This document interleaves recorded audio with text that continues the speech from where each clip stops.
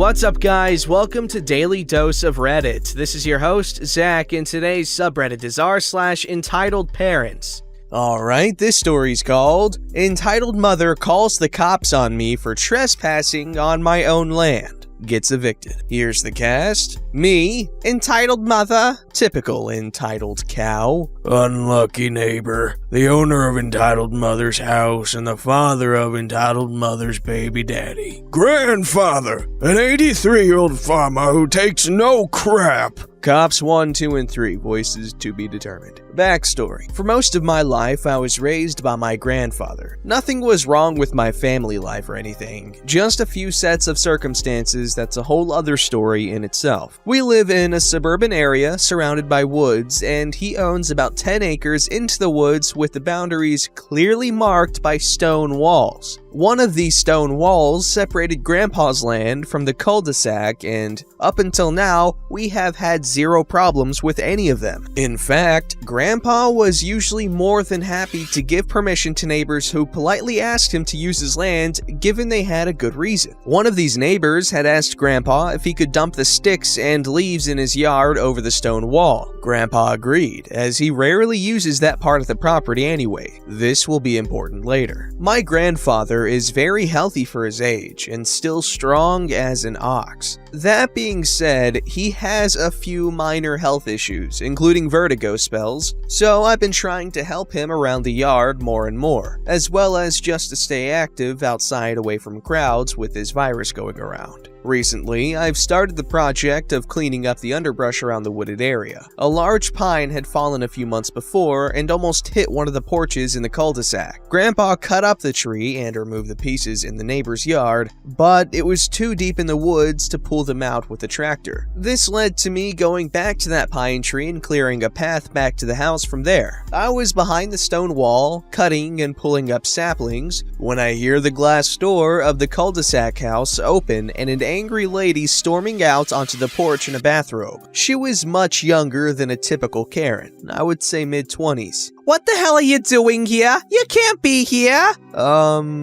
Why not? "Because you're trespassing, dumbass. You think you can just hang out in the woods behind my house with my kids inside? Get the hell out of here before I call the cops." At this point, I'm just looking at her, trying to figure out what to say. I mean, I get it. It can be a little weird seeing someone in the woods behind your house if you haven't seen them before. "Ma'am, I'm sorry if I scared you, but my family owns this part of the woods. I'm just cleaning up back here. Remember, me and Grandpa were back here a few months back to take care of that tree that fell down? I just need a clear path so we can get it out of here." At this point, I thought it was purely a misunderstanding. "Don't be ridiculous. Those were laborers my boyfriend's dad hired. You don't own the land. My boyfriend's dad owns all this." She gestures with her hand. "Now I'll tell you one more time to get out before I call the cops." Now I'm thinking I might be dealing with a genuine idiot, as outside Grandpa's boundaries, the woods are owned by the town water plant and don't have public access. But I'm also taken aback that she referred to us as laborers. Guess you're gonna have to call the cops then, because I ain't moving. I don't care what you, your boyfriend, or your boyfriend's dad says. I shrug as I lean back against the wall and pull out my phone to call Grandpa to tell him where I was. He tells me he'll be there in a few minutes and to hang tight. She then dramatically proceeds to call 911 and tells them there's a shady individual on her property refusing to leave and she's afraid for her life. I start getting nervous at this point, even though all I have on me is a hooked branch cutter. So I call up the police non-emergency number, briefly explain the situation as just a land dispute that got out of hand, and that I'm unarmed and waiting on my own property, and that I have never left my property.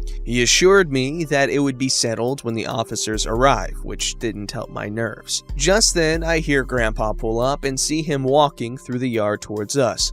"What? Stay back! You can't come in my yard!" "Oh, keep your mouth shut, you dumb broad." He growled as he walked over to me and climbed over the wall so he was on my side. "Now, who the hell do you think you are, and why are you yelling at my granddaughter?" "My boyfriend's dad owns all this, and both of you are gonna get arrested for trespassing."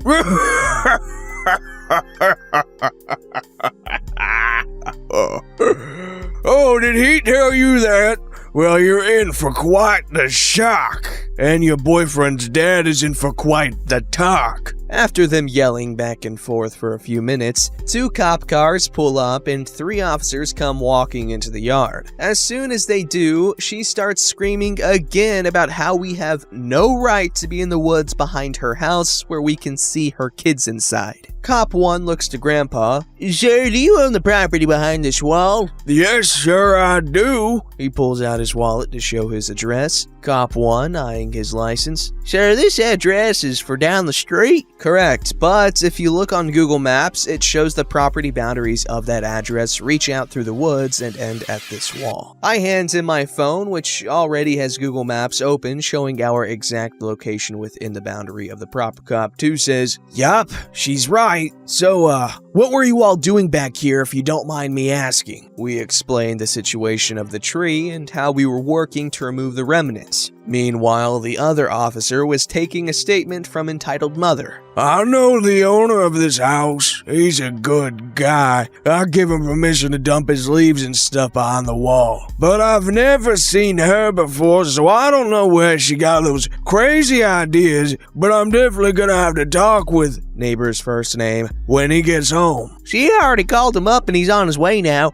Do you mind sticking around for a while until he gets here? Sure, we ain't got nothing to do. The cops walked us to Grandpa's truck where we waited about 10 minutes for unlucky neighbor to pull in. When he did, he immediately walked over to the truck. Grandpa, OP, what's going on? Someone was hiding out in the woods. Are you okay? Did you see him? To clarify, we have had an issue in the past with people running from the cops and hiding in our woods. It took a second for us to realize he thought that maybe Entitled Mother saw one and we came to chase him out. Not exactly. At this point, 2 cops are around us again, but being 2 old guys who obviously pose 0 threat, they're noticeably relaxed and kind of let them talk it out. Unlucky neighbor explains that Entitled Mother is his granddaughter's mother and his son had made some mistakes, and currently both were staying with him until they tried to find a place of their own. He thinks maybe his son told some lies to make him look better. Well, I hate to say it, but your son made some big mistakes. She's crazy. Oh, you have no idea. The other cop is still talking to Entitled Mother, who won't stop screaming about not wanting us being able to see into the living room, especially Grandpa, a creepy old man.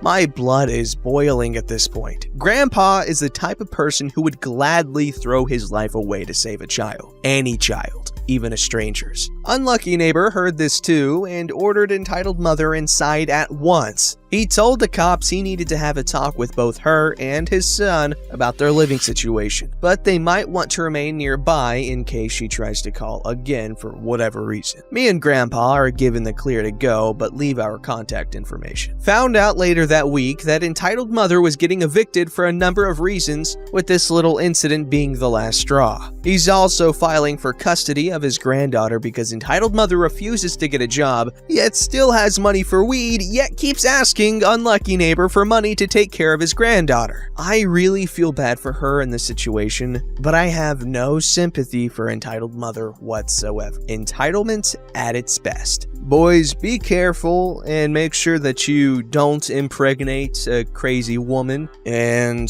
girls, don't let stupid, crazy, lazy guys impregnate you. Because this whole thing, that's just embarrassing. Also, as a parent, I believe your first expense that you need to take care of is your children. Like, that should be your number 1 priority in terms of money distribution, okay, than your living expenses. Obviously, that's easy for me to say because I'm not in a situation where I have to prioritize one over the other, and I only have enough money for one, mostly because I don't have a kid. But you don't want to be the type of parent to blow all your money on weed and then ask your baby granddaddy for money. That's just embarrassing.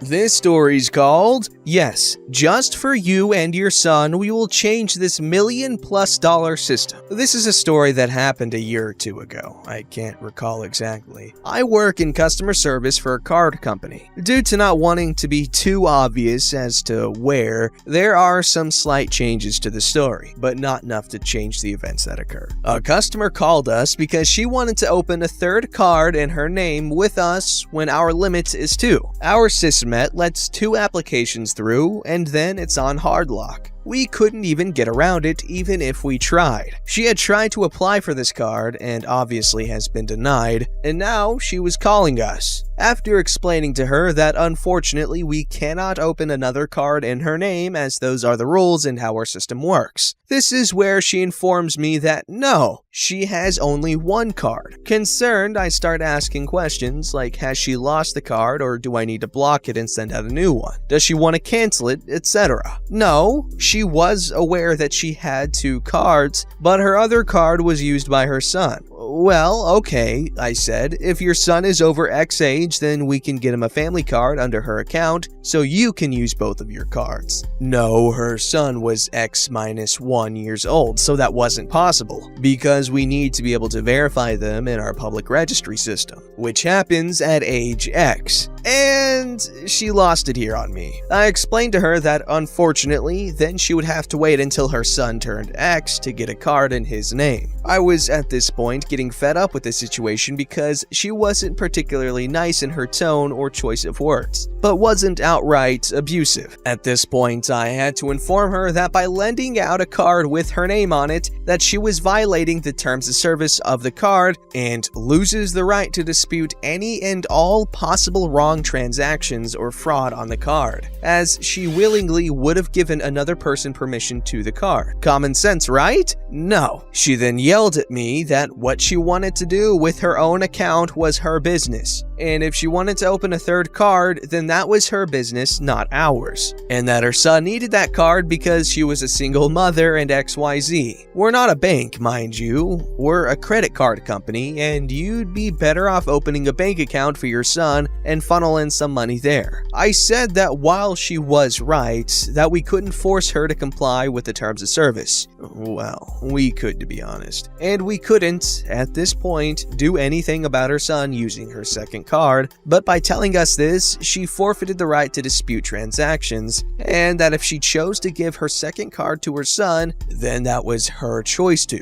But we have already opened a second card for her, and our systems were not compatible with a third one. The application would not even pop up for us as the system automatically deletes it as a duplicate. She was furious with me, threatening to close her account and wanted to speak to a manager. Here's something I'm glad that is different in my country and culture. The demanding a manager is a weak request, and doesn't mean you have the right to speak to one. Honestly, my manager at the time had no clue about anything we did, and you just speak to another colleague about it. So I just told her that was unfortunate, that whenever she wanted to close her account, we were just a call away. And I was not going to register a complaint because this is clearly stated in our terms of service and how our system works. Honestly, I love telling people who threaten to close their account that I can do it right away, or just how easy it is, because so many threaten it thinking they will get their way when we honestly don't even care. So many people change their minds immediately. I'm quite brash, rarely say sorry or anything in calls, so dealing with entitled parents like this, who think they can do what they want and not face the consequences. Do they honestly think we'll cover any potential fraud or disputes on the account when she gave the card to her teenage son who could have done anything with it? Or that we'd change $1 million to $1 billion